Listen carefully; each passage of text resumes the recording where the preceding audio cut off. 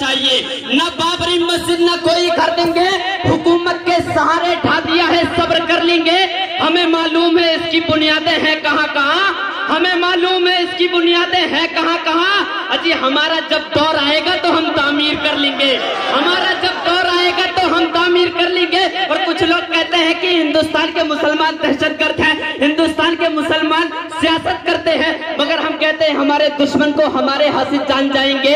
اگر تاریخ پڑھ لیں گے تو پھر پہچان جائیں گے. یہی پیدا ہوئے ہیں ہم, یہیں پر دفن بھی ہوں گے. یہی پیدا ہوئے ہیں ہم, یہیں پر دفن بھی ہوں گے. غلط فہمی میں مت رہنا کہ پاکستان جائیں گے, غلط فہمی میں مت رہنا کہ پاکستان جائیں گے.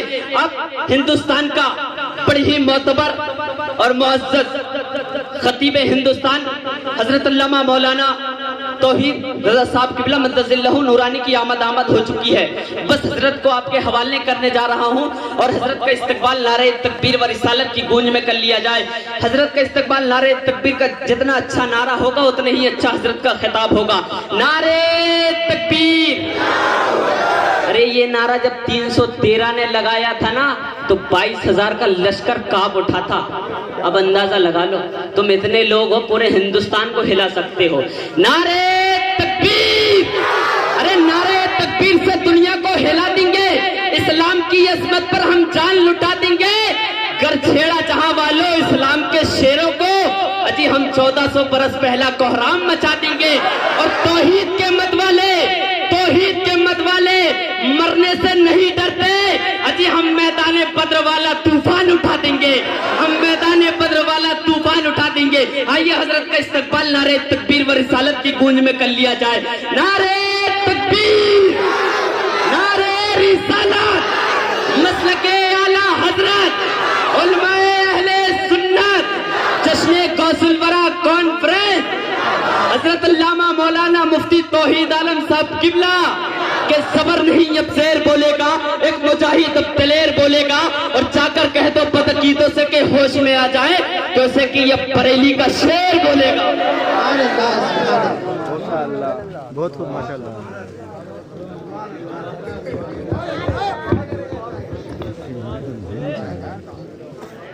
ابھی جب سے آپ کی جو ہے نا زیارت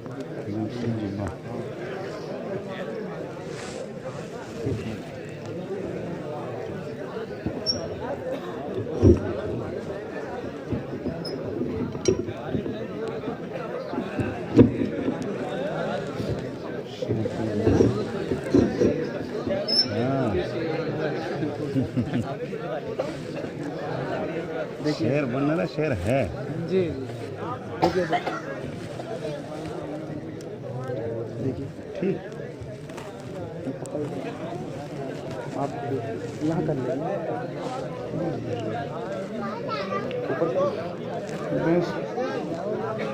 آپ کو جیسا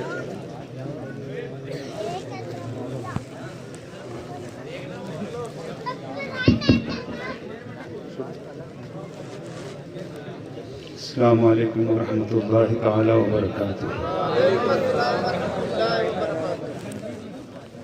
نحمده ونصلي ونسلم على رسوله الكريم اما بعد. فقد قال الله تبارك وتعالى في القرآن المجيد والفرقان الحميد. فأعوذ بالله من الشيطان الرجيم. بسم الله الرحمن الرحيم. واذكر في الكتاب مريم. صدق الله مولانا العظيم وبلغنا رسوله النبي الأمي الكريم. ونحن على ذلك لمن الشاهدين والشاكرين والذاكرين والحمد لله رب العالمين. آئیے سب سے پہلے ہم اور آپ سبھی حضرات مل کر نبی رحمت, شفیع امت, مالک جنت, سراپا رحمت, مکی سرکار, مدنی تاجدار, دونوں عالم کے مالک و مختار, سید ابرار و اخیار, رسول اکرم, نور مجسم, رحمت عالم, تاجدار عرب و عجم, احمد مجتبی محمد مصطفیٰ صلی اللہ تعالیٰ علیہ وسلم کی مقدس بابرکت پرعظمت بارگاہ کرم میں اپنی غلامی کا ثبوت دیتے ہوئے والہانہ, خادمانہ, عاشقانہ غلامانہ ایماندارانہ انداز میں درود پاک کی ڈالی محبت کی تھالی میں سجا کر پیش کریں اور پڑھیں۔ اللہم صلی علی سیدنا شفیعنا حبیبنا مولانا محمد بارک وسلم صلاۃ و سلام علیک یا رسول اللہ صلی اللہ تعالی علیہ وبارک وسلم۔ متعدد بار بخاری کی سرزمین پر حاضری کی سعادت حاصل ہوئی، مگر الحمدللہ آج کی جو کیفیت ہے اس سے پہلے دیکھنے کو نہیں ملی۔ لوگوں میں جو آج جذبہ ہے اور جو دیوانگی ہے، میں دیکھ رہا ہوں کہ نوجوانوں میں ایک ولولہ انداز، نعرے کی گونج، انعام و اکرام کی برسات، ایسا بہت کم دیکھنے کو ملتا ہے۔ اور سب سے بڑی بات یہ ہے کہ الحمدللہ منبر نور پر علماء کرام کا ایک نورانی قافلہ جلوہ گر ہے۔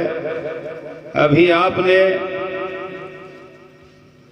مجاہد اہل سنت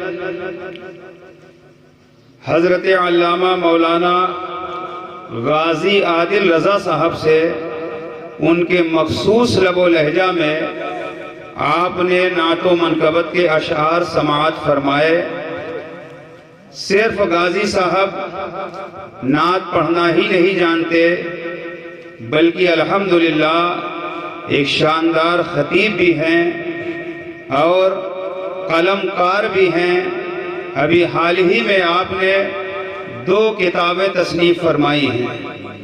یہ اہل بخاری آپ کے لیے بہت بڑی سعادت ہے کہ شہر سیونی میں اور اطراف و جوانب میں کسی نے ابھی تک میری جانکاری میں کوئی کتاب تصنیف نہیں کی ہے۔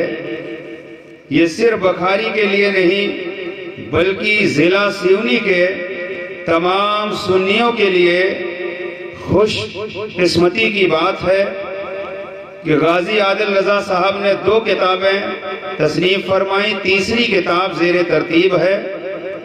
ابھی ہم نے جو محسوس کیا، عام طور سے لوگوں کو اپنے گاؤں میں، اپنے علاقے میں، اپنے خاندان میں عزت بہت کم ملتی ہے، مگر ہم نے ملاحظہ کیا، علماء کرام نے دیکھا کہ اس انداز میں لوگ سن رہے تھے جیسے لگ رہا تھا کہ اسد اقبال کو لوگ سنا کرتے ہیں۔ یہ کم بڑی بات نہیں ہے، یہ بہت بہتر ماحول جو ہم نے دیکھا۔ یہ غازی صاحب کے نام کے ساتھ بریلوی جوڑا گیا۔ یہ بریلی شریف کا ہی فیضان ہے کہ غازی عادل رضا بھلے کوئی حسد کی بنیاد پر گاؤں میں یا علاقے میں نہ چاہے، مگر جو اعلیٰ حضرت کا ہو جاتا ہے اس کو زمانہ چاہتا ہے، اس کو لوگ چاہتے ہیں۔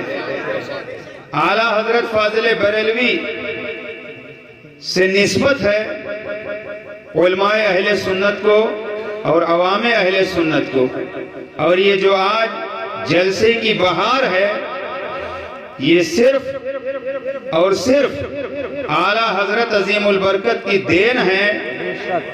ہندوستان میں تمام خانقاہیں اہل سنت کی محترم ہیں، قابل عزت ہیں، مگر اعلیٰ حضرت عظیم البرکت امام احمد رضا کا احسان ہے کہ آپ جو 11ویں شریف کا پروگرام کر رہے ہیں، فاتحہ کا انتظام آپ کر رہے ہیں، یہ سب احسان ہے بریلی کے تاجدار کا۔ ورنہ جو تحریک سعودیہ عربیہ سے چلی تھی وہ ہندوستان میں بڑی تیزی سے بڑھ رہی تھی۔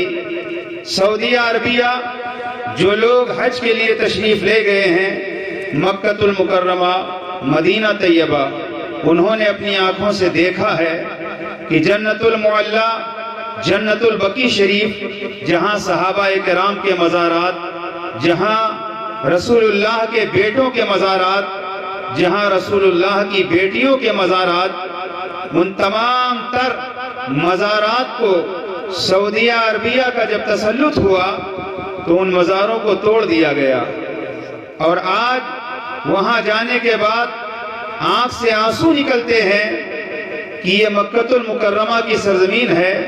10,000 سے زیادہ صحابہ کرام کے مزارات کو بلڈوزر چلا کر کے توڑ دیے گئے۔ وہی تحریک ہندوستان میں پنپ رہی تھی اسماعیل دہلوی کے ذریعے، مگر احسان مانو اعلیٰ حضرت کا امام احمد رضا نے اپنے قلم کے ذریعے، اپنی تقریر کے ذریعے، اپنی تحریر کے ذریعے آپ نے ہندوستان کی سرزمین پر رہنے والے مسلمانوں کے ایمان کو بچایا ہے، اور یہ امام احمد رضا کا احسان ہے کہ آج چاروں طرف سے اعلیٰ حضرت عظیم البرکت کے نام کا ڈنکا گونج رہا ہے، اور سنی پکار پکار کر کہہ رہا ہے، ڈال دی قلب میں عظمت مصطفیٰ، سیدی اعلیٰ حضرت پہ لاکھوں سلام۔ اعلیٰ حضرت عظیم البرکت نے وہ ادب ہمیں سکھایا ہے، بزرگوں کی بارگاہ میں جانے کا، اٹھنے کا، بیٹھنے کا۔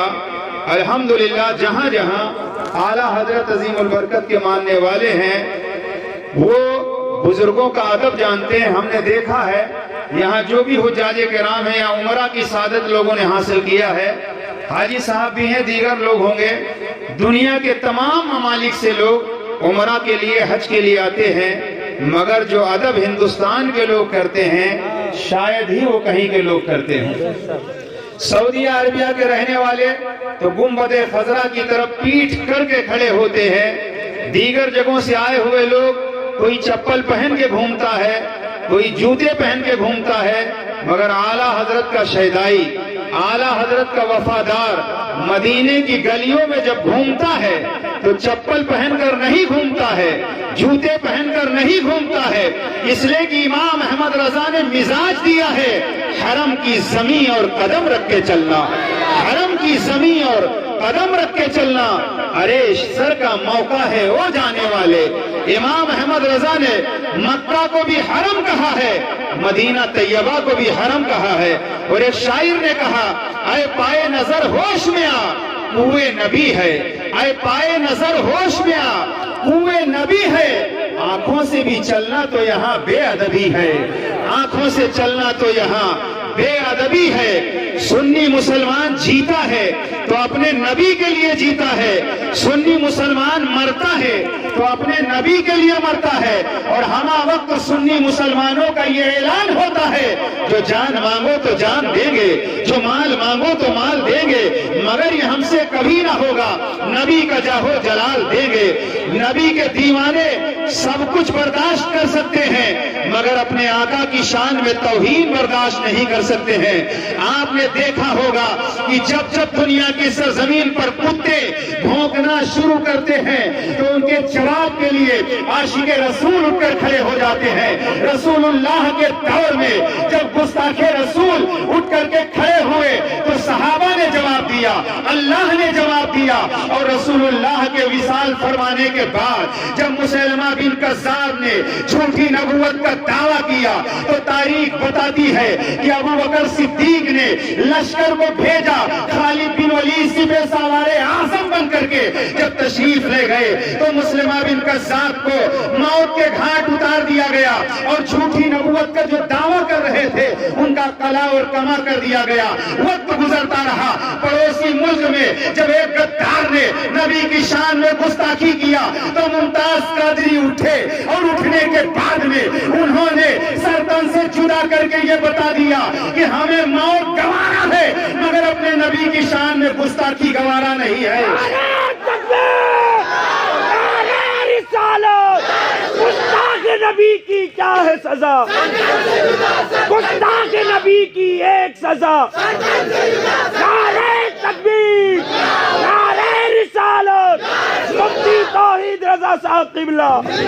اس لیے کہ مرنے والے مرتے رہتے ہیں، کوئی مکان کے لیے مرتا ہے، کوئی دکان کے لیے مرتا ہے، کوئی جائیداد کے لیے مرتا ہے، کوئی حکومت کے لیے مرتا ہے، کوئی وزارت کے لیے مرتا ہے، کوئی تجارت کے لیے مرتا ہے، مگر جو ان چیزوں کے لیے مرتے ہیں وہ مر جاتے ہیں، مگر جو نبی کے لیے مرتے ہیں وہ قبر میں بھی زندہ رہتے ہیں، وہ حشر میں بھی ہے، وہ کتابوں میں زندہ رہتا ہے، وہ محفلوں میں زندہ رہتا ہے، وہ مکانوں میں زندہ رہتا ہے، مرنے کے بعد وہ قبر میں زندہ رہتا ہے۔ سبحان اللہ۔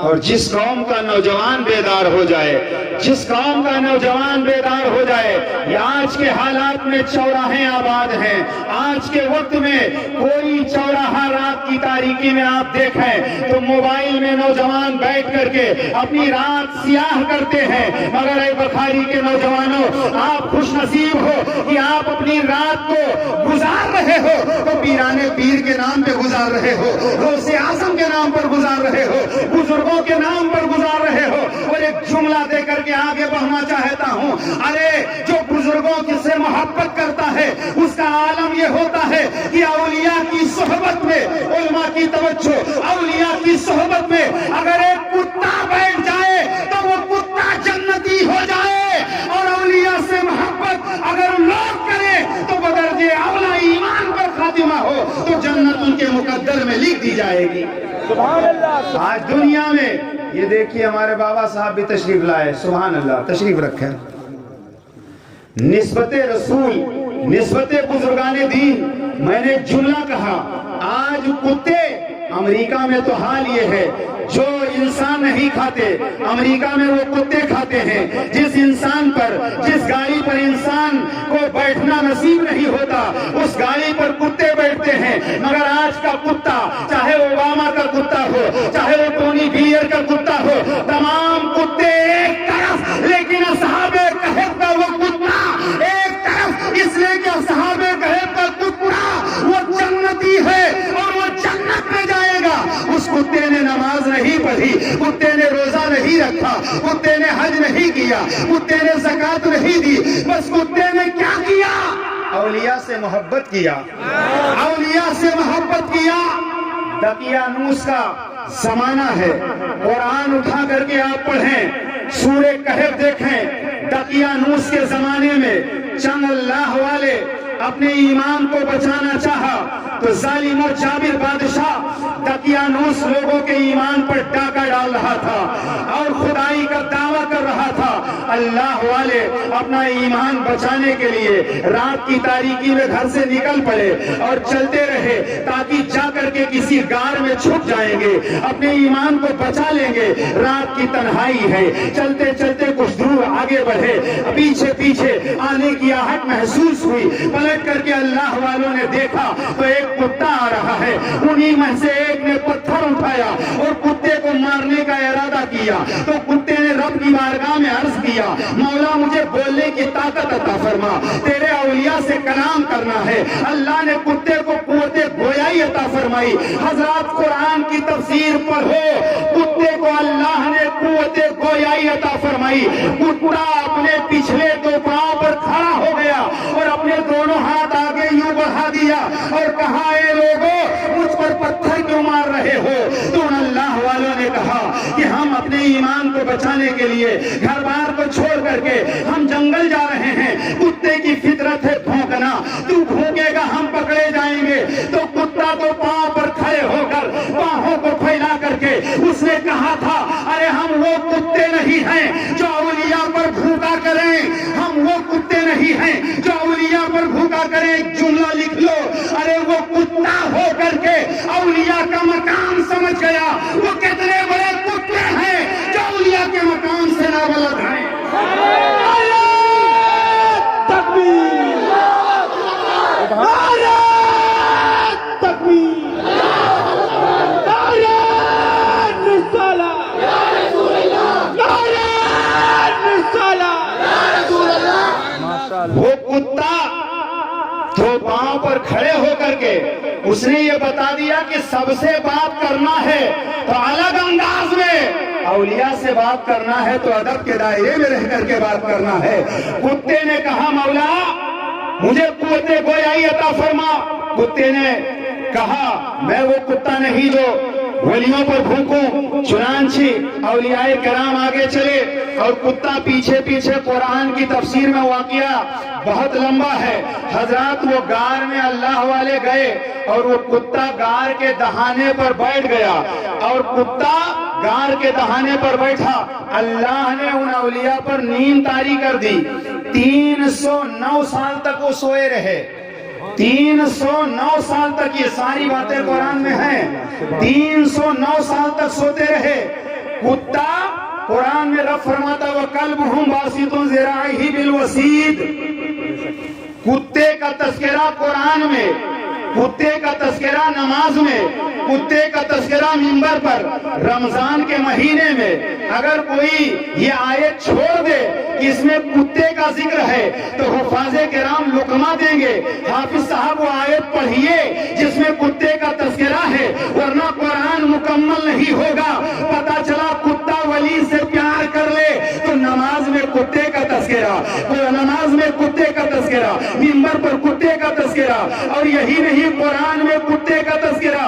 और मुफस्सिरीन किराम फरमाते हैं अगर कोई पागल कुत्ता हो काटने के लिए दौड़े तो आप पढ़ लो वो कल्बुहुम बासितुन ज़िराइही बिल वसीद, तो कुत्ता आपको काटेगा नहीं, कुत्ता आप पर हमला नहीं करेगा। अब भी ना समझोगे। हजरत सहाबे कहब के कुत्ता, सहाबे कहब का कुत्ता अगर उसका नाम ले लिया जाए तो दीगर कुत्ते भागते हुए नजर आते हैं, कुत्ते काटेंगे नहीं। अरे जब वली के वली तो वली है, वली से मोहब्बत करने वाले कुत्ते के नाम में तासीर है कि उसका नाम ले लो तो कुत्ते काटते नहीं हैं। तो जो वली से मोहब्बत करने वाले कुत्ते में तासीर है तो गौसे आज़म के नाम में कितनी तासीर होगी।